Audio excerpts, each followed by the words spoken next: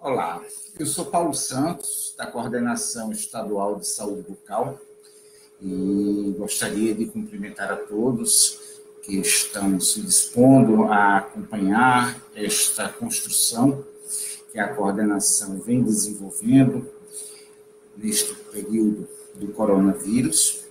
E gostaria imensamente também de cumprimentar, desejar a saúde e paz para toda a equipe da atenção primária, da Superintendência da Atenção Primária, que teve essa brilhante iniciativa de consolidar os protocolos, como também a Escola de Saúde Pública, a pessoa de Célia, que tem contribuído decisivamente em todos os nossos processos de educação permanente, de educação em saúde. Este trabalho, para mim, é uma grande satisfação de ter realizado, porque nós contamos com a colaboração da doutora Maria Dusman, uma colega da época de graduação. Fizemos a especialização em endodontia juntos, depois viemos a fazer a administração de serviços públicos de saúde, e ainda compartilhamos uma experiência na Alemanha, onde ela teve a oportunidade de fazer o seu doutorado, e hoje exerce a profissão em Portugal, no Hospital de Lulé, e aí somou bastante à nossa discussão, ao nosso estudo sobre a construção desta prática em saúde bucal neste momento, onde urge por darmos respostas cada vez mais efetivas, cada vez mais resolutivas e mais próximas das necessidades da população. E aí, voltando brevemente a março de 2020, quando foi decretado, reconhecido o estado de calamidade pública, a Coordenação Geral de Saúde Bucal publicou a nota técnica número 9, onde resgatava o papel da saúde bucal frente a este desafio que se apresentava para toda a humanidade.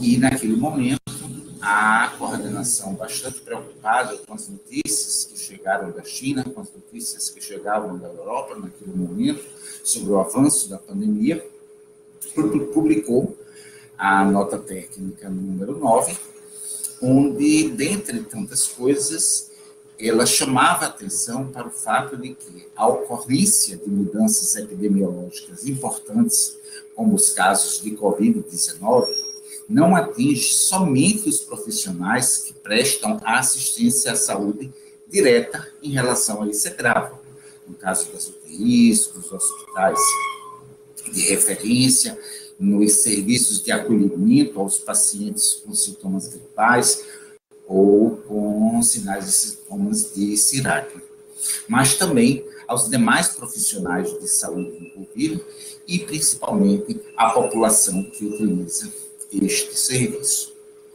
E, para a época, a recomendação era a suspensão dos procedimentos eletivos, mantendo o acolhimento às urgências odontológicas. Pautou ainda nesta nota técnica a importância das equipes de saúde bucal, fosse da atenção primária, fosse dos centros de especialidades odontológicas, fosse dos laboratórios regionais de prótese dentária, todos se somarem a este esforço de enfrentamento da pandemia, e com isto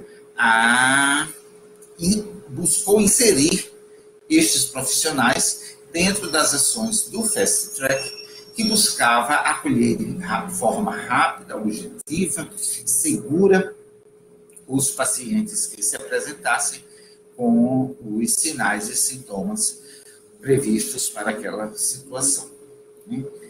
Mas não esperávamos que fosse um período tão prolongado que estivéssemos sobre esta situação. Esperávamos, de forma até, não vou dizer ingênua, mas em razão do desconhecimento de como a doença se manifestaria e o pouco que se sabia, estimava-se que, num espaço de tempo menor, estivéssemos já em condições de ter um retorno a um certo grau de normalidade. Mas, passado 5 meses, ainda convivemos e precisamos continuar atentos, vigilantes e, sobretudo, buscando conhecer o máximo possível, buscando reunir o máximo de informações dentro do campo da saúde e, sobretudo, compartilhando o máximo de informações com os demais profissionais de saúde e com a população. Mas, durante esse período, muitos artigos foram sendo publicados e um deles nos chama a atenção para o fato de que fechar práticas odontológicas durante a pandemia pode reduzir o número de indivíduos afetados, mas aumentará o sofrimento dos indivíduos que necessitam de atendimento odontológico urgente. Mesmo com a recomendação para os serviços manterem o acolhimento às urgências odontológicas, nós esbarrávamos na fase inicial num grande desafio, que era a aquisição dos EPIs necessários para os profissionais poderem exercer essa prática de forma segura para os profissionais, para o paciente atendido e para a comunidade. E isto fez com que levássemos um período excessivamente longo, muitas vezes sem sequer dar a resposta às urgências odontológicas que se faziam necessárias, muitas vezes porque a própria população se encontrava assustada e respeitando as recomendações do distanciamento social e do ficar em casa. Então, era um momento de aprofundarmos o nosso conhecimento. E aí, a própria coordenação de saúde bucal do estado de Pernambuco, conjugando esforços com outras entidades e com o conjunto dos coordenadores estaduais em todos os estados do Brasil, estudamos bastante, buscamos acompanhar o ritmo das publicações, mas nós vimos que era um volume muito grande de informações, mas uma coisa nos chamava a atenção naquele momento, ao fato de que a equipe de saúde bucal, ela é parte indissociável do processo de trabalho interdisciplinar. Isso tem uma grande capacidade, uma grande competência para contribuir no enfrentamento da pandemia do Covid-19, frente à sua natureza de bucalidade, mas, diante da escassez dos EPIs, na fase inicial, muitas das equipes de saúde bucal se mantiveram ausentes deste fronte. Né? E aqui eu trago uma imagem de um momento muito significativo que experimentamos na diretoria de políticas estratégicas, quando nós resolvemos olhar de forma diversa para os nossos processos de trabalho, nos debruçarmos sobre os territórios em todo o estado de Pernambuco, com a diversidade que temos nas diversas regiões de saúde, 12 regiões de saúde, e para aquele momento nós nos reunimos para construir propostas que pautassem o processo de trabalho interdisciplinar exercido e executado por uma equipe multidisciplinar e que construísse propostas, elaborasse propostas a partir das realidades locais, em consonância com os aspectos biopsicossociais dessa população e refletindo sobre os determinantes sociais sobre os quais essa população estão invertidas. Né? E, ao término do trabalho, um trabalho bastante exaustivo, como tem sido esse período da pandemia, nós nos sentimos bastante gratificados por experimentar, vivenciar um crescimento coletivo. E aí, a nossa oficina, que havia transcorrido dentro de uma sala Google, na saída nos deparamos com este mural que refletia exatamente o nosso sentimento. A educação, ela não muda o mundo. A educação transforma as pessoas. Pessoas mudam o mundo. Paulo Freire. Né? E aí a gente nós somos chamados à responsabilidade, né, de estar construindo, junto com os municípios, junto com as equipes, junto com os diversos profissionais, a condução nesse momento, passados 5 meses, em que nós precisamos, graças aos resultados alcançados com todas as medidas adotadas, agora podemos pensar de forma bastante segura, de forma bastante responsável, como retomar o cuidado em saúde bucal. E aí, cabe aos responsáveis pelas clínicas de diagnóstico por imagem, odontológicos, consultórios ou serviços de saúde odontológicos, né? Eles devem garantir que todos os profissionais sejam informados sobre o protocolo de biossegurança e sobre as normas relativas ao retorno dos atendimentos eletivos. Ora, quando nós falamos todos os profissionais sejam informados, nós estamos verdadeiramente desejando que sejam todos.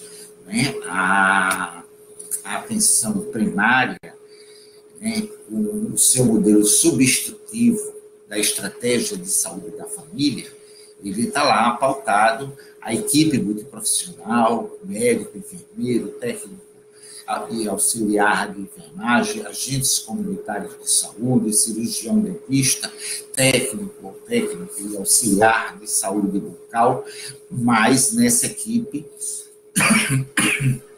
inclui-se também a recepção, a farmácia, serviços gerais, a segurança da unidade, e todos estes profissionais, eles também são parte indissociável desta equipe e todos devem estar inteirados desse processo.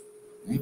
A estratégia de saúde da família, nesse momento, ela foi resgatada, foi valorizada como uma porta de entrada, como um ponto da rede, onde seria o primeiro contato, a primeira resposta para a população frente ao Covid-19, onde todos no território estariam sobre esse abrigo, dentro da lógica da universalidade.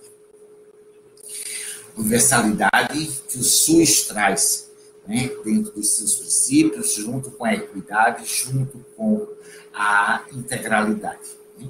E aí a gente tem esses 3 grandes pilares do Sistema Único de Saúde, que vai pautar-se em todos os momentos deste processo de trabalho da estratégia de saúde da família, que é um trabalho em equipe, é um trabalho multidisciplinar, né, baseado e justificado por um planejamento esse que contempla não apenas as ações de promoção, vigilância e atenção à saúde, mas também as ações intersetoriais essas que vão dialogar com a determinação social, e tudo isto foco numa atuação centrada no território, na família, na comunidade e seus valores culturais. E aí, esse território de que nós estamos falando, né, que está sob a responsabilidade desta equipe muito profissional, e este território, ele é vivo, né, por conta das suas pessoas, por conta da história de vida dessas pessoas, a bagagem de cultura que essas pessoas trazem, e dentro dessa historicidade, dentro de todo esse cenário, esta população, por vezes, ela, influenciada no seu modo de vida, pela forma como a sociedade se organiza, ela vai apresentar condições de saúde. E as condições de saúde são as circunstâncias na saúde das pessoas que se apresentam de forma mais ou menos persistente e que exigem respostas sociais, reativas ou proativas, eventuais ou contínuas, e fragmentadas ou integradas dos sistemas de atenção à saúde, entendendo que a estratégia de saúde da família, a unidade básica de saúde responsável por aquele território, ele é um ponto dentro desse sistema de atenção à saúde. Né? E aí, para a gente entender, né, esse nível de resposta do que nós estamos falando, essas respostas sociais, né, essas respostas reativas, né, ou seja, eu recebo uma provocação e aí sim eu dou a resposta. Ela está muito relacionada com os eventos agudos. Ou proativas, quando eu tenho uma situação onde eu é quem inicio o meu deslocamento ao encontro da população, reconhecendo, entendendo, buscando compreender e me unindo a essa população e encontrar a melhor resposta. Né? Essas respostas, às vezes, são eventuais, em cima de uma procura, mas elas podem e devem ser contínuas, né? Que é um dos atributos da atenção primária, a continuidade, a longitudinalidade do cuidado. Tá certo? E aí, para a gente olhar a maneira como podemos dar resposta para essas condições de saúde, nós precisamos trabalhar com a gestão da condição de saúde. Gostaria aqui de destacar, né, que muito da construção que nós estamos trazendo é resultado da nossa experiência como tutor do Planifica SUS, né, contando com o suporte do CONAS, com o PROAD e a equipe do Albert Einstein. Né? E que temos resgatado, temos aprendido, temos evoluído na compreensão dessa dimensão social que a saúde apresenta, né, com uma forte contribuição do professor e pesquisador Eugênio Vilaça. Então, quando vamos olhar o processo de gestão dessa condição de saúde que o território traz, né, nós temos a gestão da condição de saúde podendo ser definida como o processo de gerenciamento de um fator de risco biopsicossocial, e aí o biopsicossocial é um termo que nós usamos aqui em Pernambuco, na verdade, o professor Eugênio usa o termo biopsicológico, né? Mas como há essa forte influência sobre a população, nós aqui na Secretaria Estadual de Saúde temos trabalhado muito com o termo biopsicossocial, ou de uma determinada condição de saúde já estabelecida, por meio de um conjunto de intervenções gerenciais, educacionais e no cuidado, com o objetivo de alcançar bons resultados clínicos, reduzir os riscos para os profissionais e para as pessoas usuárias e contribuir para a melhoria da eficiência e da qualidade da atenção à saúde. Exatamente o que nós estamos vivendo agora. né? Nós temos uma situação onde a população já se encontrava num certo grau de vulnerabilidade decorrente da situação econômica do país, que isso representa um fator de risco biopsicossocial, né? E se chega a pandemia, se instala e se estabelece, né? E que é preciso um conjunto de intervenções gerenciais, né? Cada estado adotou as suas medidas, né? Havia a recomendação do Ministério da Saúde, pelas suas notas técnicas, pelos seus documentos, mas cada estado foi adotando, foi tomando suas decisões, até mesmo porque a pandemia experimentou um desenvolvimento diverso, um ritmo diverso em cada estado.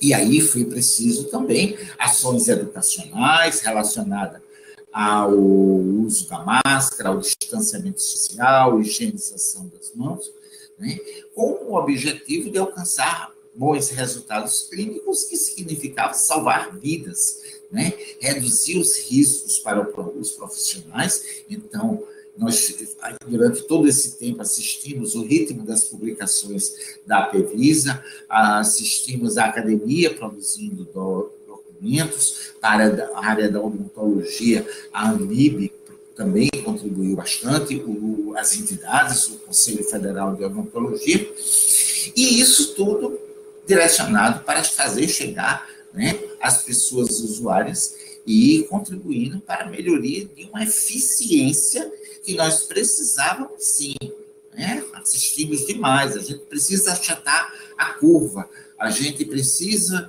implantar os leitos de UTI, né?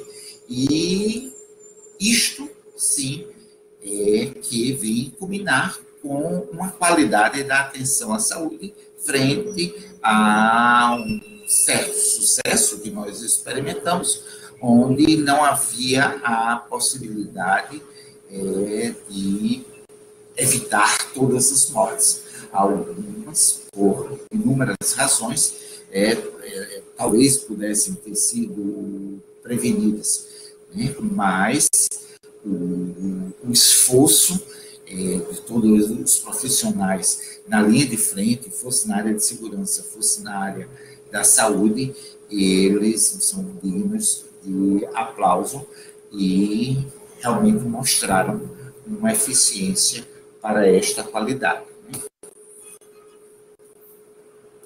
E ainda dentro da gestão da condição de saúde, né, a gente precisa de uma diretriz clínica, né? Então, no campo da saúde bucal, a gente viu os protocolos que saíram quanto ao correto uso dos equipamentos de proteção individual, né, quanto a adoção de uma odontologia minimamente invasiva, a restrição da caneta de alta rotação, o espaço de tempo necessário, requerido entre um atendimento e outro, né? Vimos a necessidade da gestão da condição de saúde, né? Onde haviam as urgências que chegavam com demandas, haviam os sintomas gripais e os sintomas de cirrose. E aí havia a necessidade, dentro da gestão da condição de saúde, né? Permanecia o território com toda a sua bagagem de problemas que já tinha anteriormente, né? Nós já tínhamos os problemas relacionados às arboviroses, nós já tínhamos os problemas com relação à qualidade da água, com o lixo no ambiente, produzindo vetores, nós já tínhamos os problemas de insegurança alimentar, né? Nós já tínhamos os nossos desafios de sempre, né? Mas nós precisamos de uma linha de cuidado para dar resposta para a pandemia, mas para também a toda a carga de doença que nós já trazemos por conta de um contexto de produção social, com os seus determinantes. Né? Então, é preciso que dentro deste território eu seja capaz de estratificar o grau de risco presente no meu território. É preciso que a minha linha de cuidado, ela construa este acompanhamento do paciente. É preciso que a atenção primária ela tenha o seu grau de resolutividade, mas em um momento esse grau de resolutividade se esgota e essa atenção primária precisa dialogar com a atenção ambulatorial especializada e juntas, e incluindo outros pontos da rede de atenção, inclusive de logística, de infraestrutura, né, construir o plano de cuidado para essa população. É preciso que tenhamos a gestão de risco. Né? Então, eu vou ter pacientes que precisam, que apresentam uma condição de saúde, e essa condição ela pode ter um grau de complexidade que seja de baixo risco, de médio risco, de alto risco e mesmo de muito alto risco. Né? E para que a gente consiga dar essa resposta dentro deste território, com todo o volume de ações a serem desenvolvidas, nós precisamos de programação. Né? E precisamos, da mesma forma que nós estamos lá enfrentando e dando a resposta para aquelas demandas que nos batem a portas e outras que nós fazemos a leitura do território, nós precisamos intervir na base. E aí é preciso uma mudança de comportamento. Mudança de comportamento este, que ele vai ter um componente de educação permanente para o profissional. Agora, com a pandemia, a gente precisa de muita educação permanente para os profissionais sobre os protocolos de biossegurança, mas também para a perspectiva da manutenção, da condução do cuidar em saúde dentro do território, com todas as restrições que ainda se impõem em razão da pandemia. Mas também precisamos de um processo bem robusto de educação em saúde para o usuário, né? Um processo de educação que seja construído com o usuário e a partir do usuário e para este usuário, respeitando os seus valores culturais.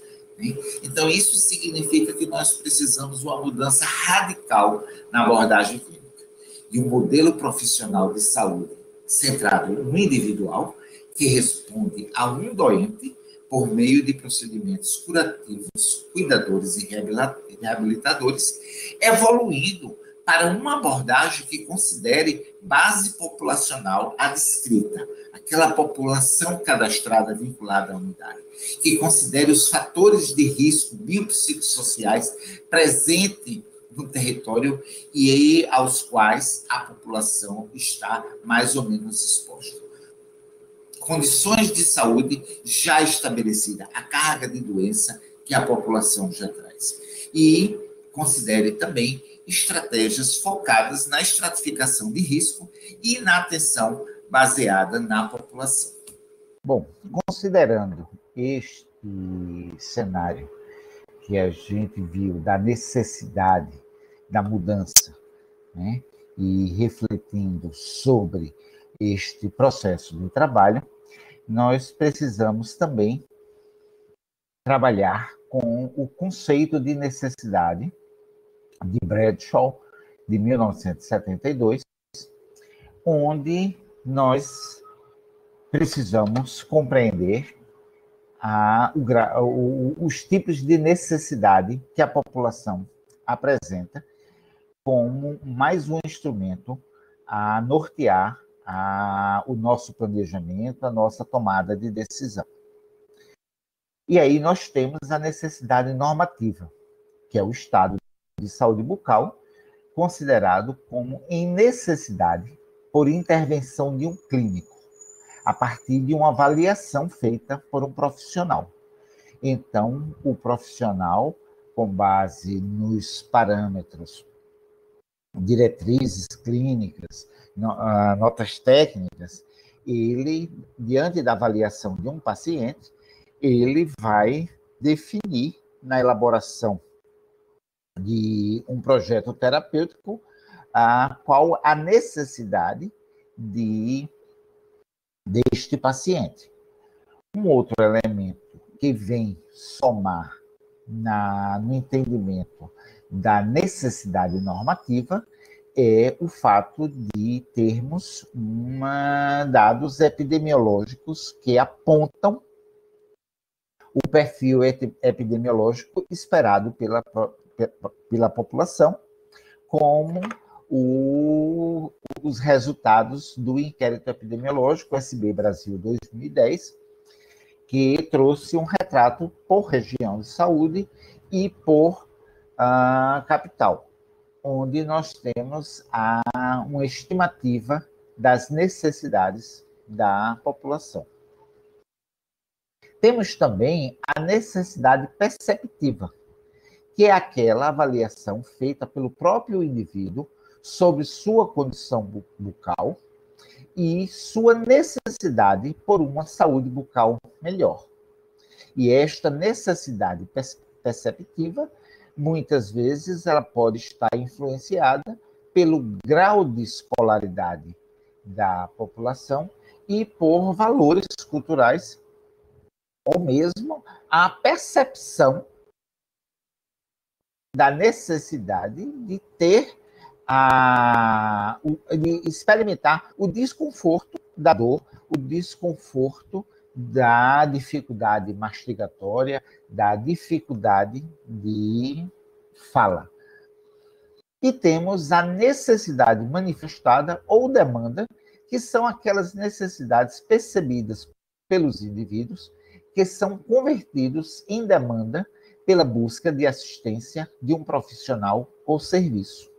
Durante este período da pandemia, nós sabíamos que a população tinha necessidades, e aí era necessidade normativa. Eu sabia que eu tinha pacientes com hipertensão, pacientes com diabetes que apresentavam problemas. Eu sabia que eu tinha no território pessoas com deficiência intelectual, e esta deficiência intelectual associada às dificuldades enfrentadas pelo cuidador, ele aponta necessidades para aquela pessoa, mas eu também tinha a população percebendo que estava com necessidade de tratamento e que estava dentro de casa, muitas vezes pelo temor de sair de casa e obedecendo às orientações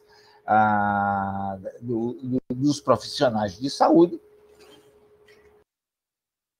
ou de reconhecer que tinha esta necessidade, mas havia uma resistência de procurar o serviço por morar numa área descoberta por experiências anteriores com a dificuldade de acesso. E tivemos aqueles casos que vieram efetivamente por não suportar a dor, uma situação de um edema, uma situação de um acidente associado a um sangramento mais evidente e mais volumoso, né? Então, esses três conceitos de necessidade, eles nos chamam a necessidade que nós temos de pensar melhor que estratégias vamos desenvolver dentro deste território para dar resposta a essa população. Como vamos gerenciar nosso tempo e nossa agenda.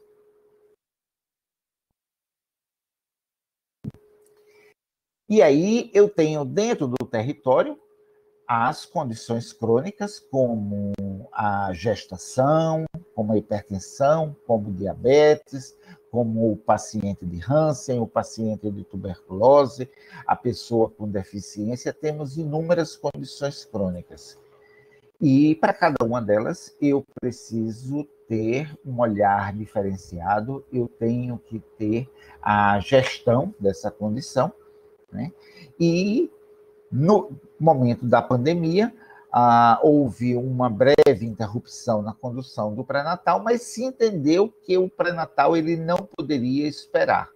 Então, foi adotado algumas medidas no sentido de garantir a continuidade, protegendo essa gestante, seja pela adoção de um agendamento com hora marcada, num período em que não houvesse muito movimento na unidade, foi simplificando as consultas, reduzindo o número, aumentando o intervalo, mas se entendia que a condição crônica da gestação não poderia ser postergada.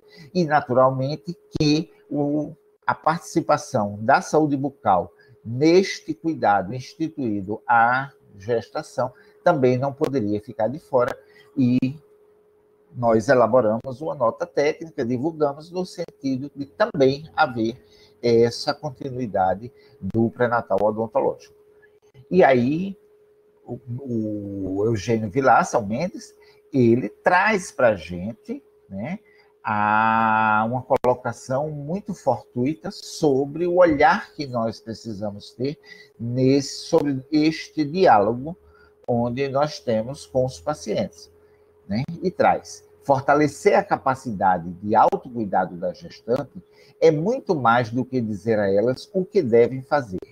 Significa apoiá-las para gerenciar sua própria condição, conhecer e avaliar a própria situação de saúde, definir estratégias e metas para o cuidado, definir estratégias e metas relativas a comportamentos e hábitos de vida, fortalecer as relações familiares e comunitárias de apoio. Significa estabelecer um vínculo, adquirir uma confiança e entender que nada será efetivo, nada será eficiente se nós não estabelecermos esta parceria com o paciente no estabelecimento do cuidado que ele precisa receber, onde a equipe multidisciplinar vai fazer uma parte, mas há uma outra parte que ele tem por fazer,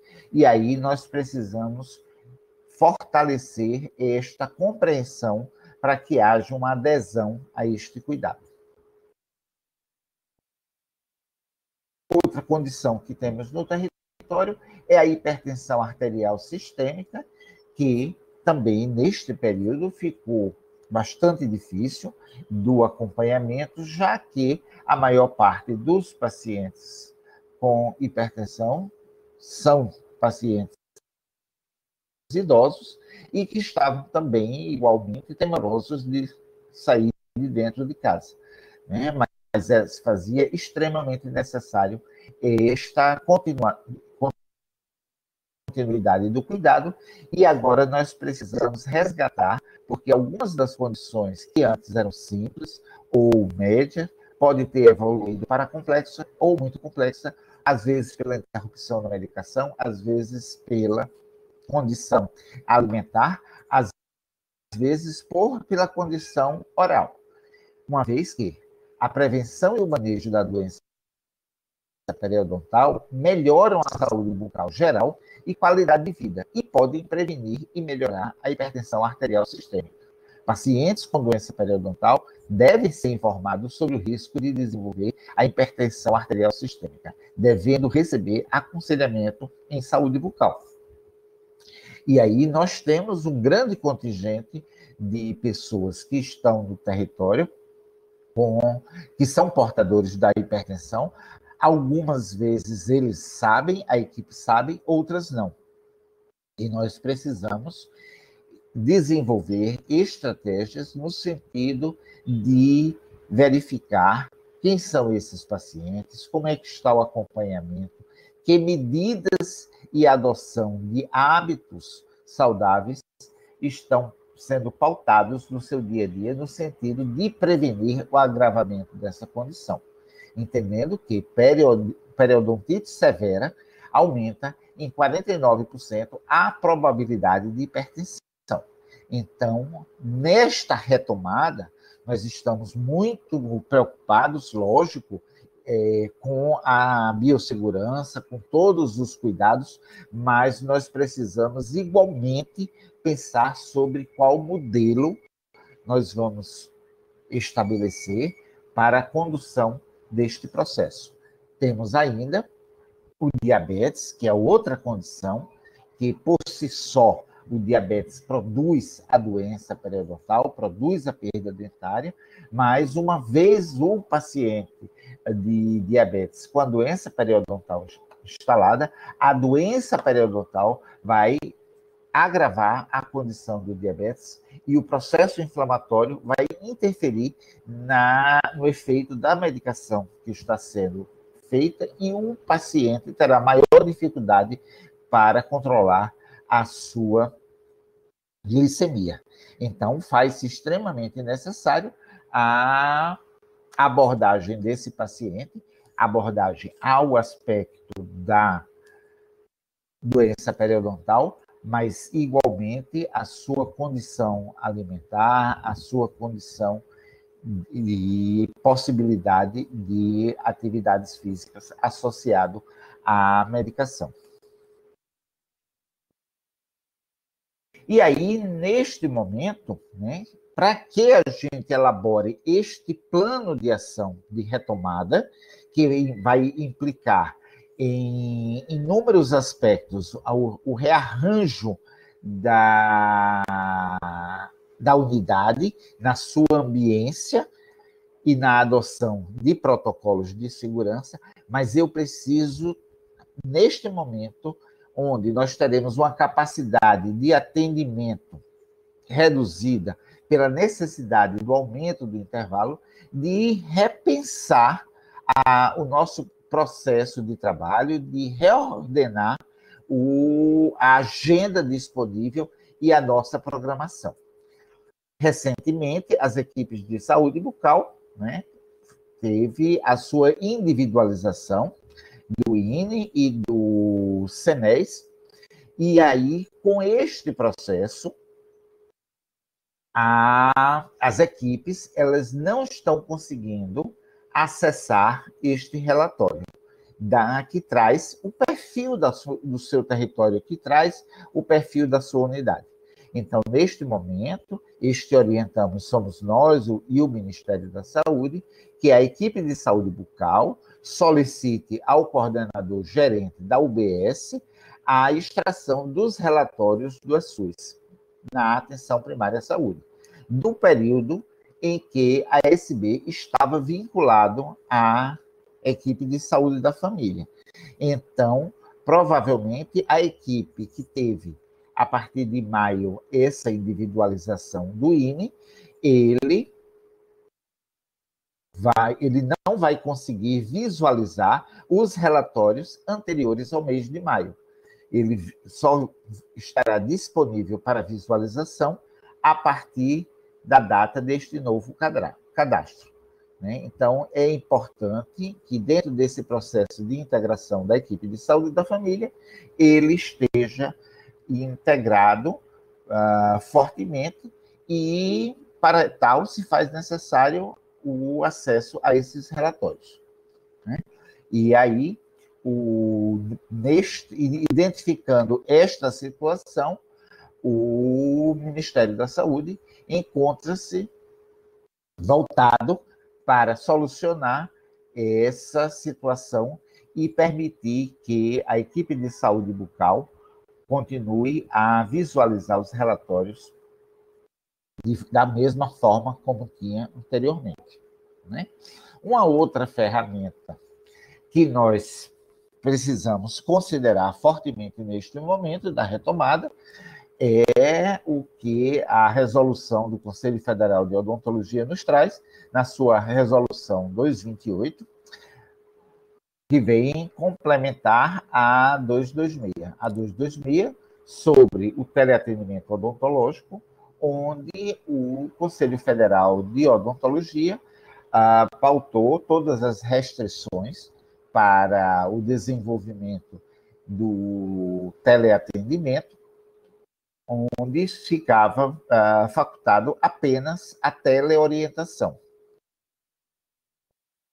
com a resolução número 228, então o CFO, no seu artigo 1º, permite, no âmbito do Sistema Único de Saúde, a realização da odontologia à distância, mediada por tecnologia, utilizando o sistema de mediação já implantado em cada localidade, enquanto durar o estado de calamidade pública decretado pelo governo federal. E isso é extremamente importante porque foi necessário diminuir a quantidade de agendamentos que devem ser espaçados em intervalos de 30 minutos, entre o término de atendimento de um paciente e o início de um atendimento do próximo paciente.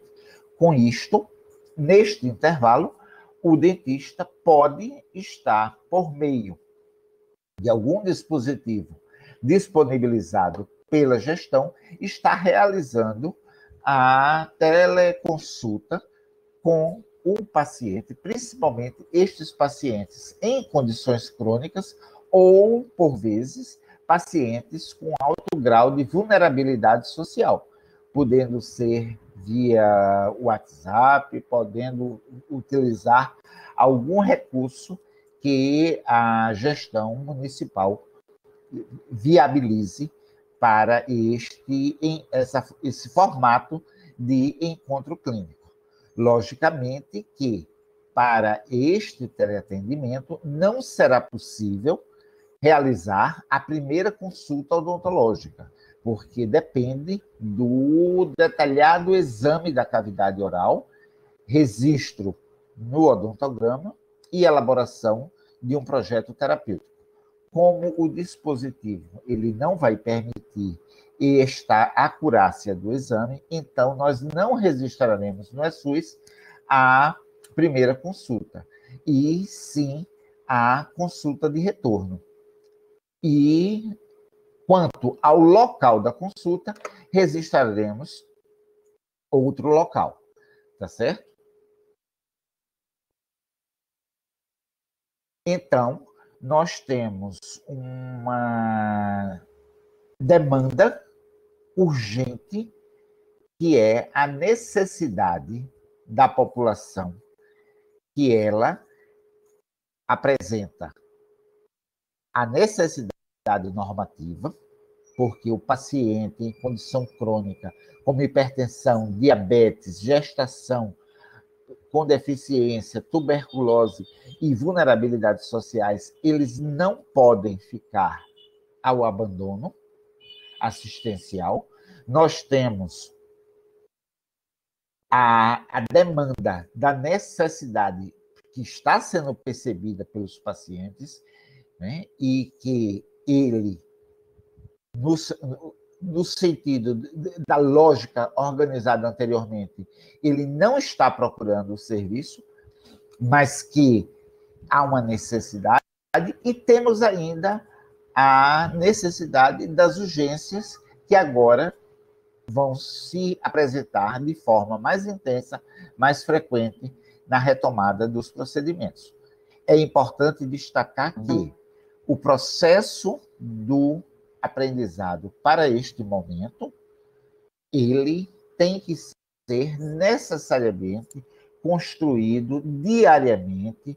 Há inúmeras informações que estão sendo produzidas, inúmeros artigos, e aí cabe à gestão trazer esta informação, promover esses treinamentos, mas também é de responsabilidade nossa também irmos ao encontro desta informação, né? Gostaria de agradecer imensamente essa oportunidade para refletirmos um pouco o lugar onde nós estamos, a situação que nós temos, a dimensionar um pouco do tamanho deste desafio, e nos colocando, inclusive, à disposição para estar discutindo, para estar apoiando, para estar visitando e construindo localmente, e parabenizar a todos que, de uma forma ou de outra, têm despendido um esforço no sentido de